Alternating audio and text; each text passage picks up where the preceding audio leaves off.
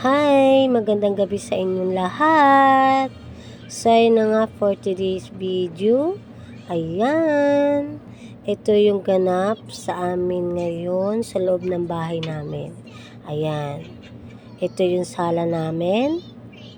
Ayun yung kapatid ko, inutusan ko magluto ng uulamin namin ngayong gabi na sinigang na bangus. Ayan. Ayan yung asawa ko. Habang nanonood ng TV, nagsiselfone siya. Kasama niya yung kapatid niya dito sa may sala namin. Ayan, hindi naman kalakihan yung sala namin pero tama lang naman. Ang sarap ng panonood nila, ayan. Dito sa TV namin na malaki, dito sa sala. Ayan. Hindi naman siya kalakihan mga guys. Ayan.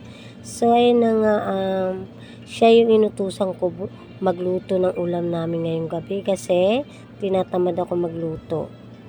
Yan yung aking kapatid na malakas kumain. Ayan. Dito naman tayo ay sa kwarto. Dito naman tayo sa kwarto namin. Maliit lang siya, tamang-tama lang talaga na matutulugan talaga. Hindi siya kalakihan, tamang-tama lang talaga siya sa amin. Ayan. May TV rin kami dito sa loob ng kwarto. Ayan. Ang sarap din ng panonood nila dito. Nanonood na sila. And then, ito yung kusina namin. Ayan. Ito. Hindi naman kagandahan, pero tama lang naman. Ayan. And then, malapit na maluto yung ulam namin. Ayan. Malapit na. Sobrang sarap niya mga guys. Sinigang na bangus. Kaso hindi kumakain yung asawa ko ng bangus. Ewan ko dun bakit napaka-arting kumain ng ulam na bangus. Ayan. Kumakain na ako guys. Kumakain na si Buntis. Sobrang sarap niyan. Kain tayo guys. So ayun na nga, bumalik tayo dito sa kwarto namin. Meron akong ipapakita sa inyo. Ayan, bumili kami nung nakaraang araw ng aircon. Kasi sobrang init dito sa loob ng bahay namin. Itong bahay namin malamig sa araw, pero paggabi sobrang init. Ayan, sa init lang, mainit sa gabi, sa araw malamig. Ayan. Ayan na nga, dito ko nilagay yung aking mga kabayo na display dito sa taas ng rep.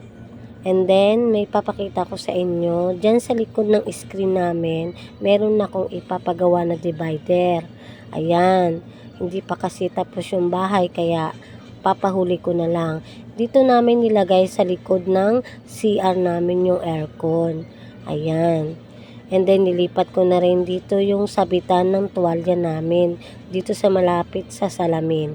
And then, akit tayo sa taas. Ito yung itsura ng taas namin. Ayan, di ko pa natutupi yung mga nakalagay sa box. And then, ito yung aking kusina. Medyo marami na yung gamit. Gawa nga nandyan lahat yung tupperware ng aking kapatid. Ayan. Ang kuya ko dito pinalagay yung mga tupperware niya. Ayan, naglagay din ako ng anyal na kulay blue dito sa harap ng bahay namin para hindi tumae dito yung mga aso at pusa sa harap ng bahay ko. Ayan. Binuksan ko na nga yung aircon mga guys kasi sobrang init kasi ngayong gabi. Ayan. Pag araw malamig, pag gabi mainit. Pinalagyan ko rin yan ng kesame. Hindi pa nga tapos tong kwarto namin. Pipinturahan pa namin yan.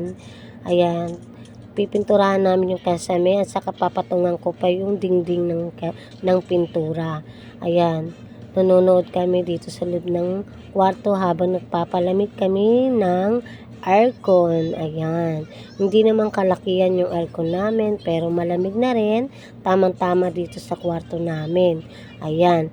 Na-enjoy yung aking mga anak kasi malamig yung kwarto pag gabi. Ayan. Sa gabi lang namin binubuksan yung aircon para makatipid sa kuryente.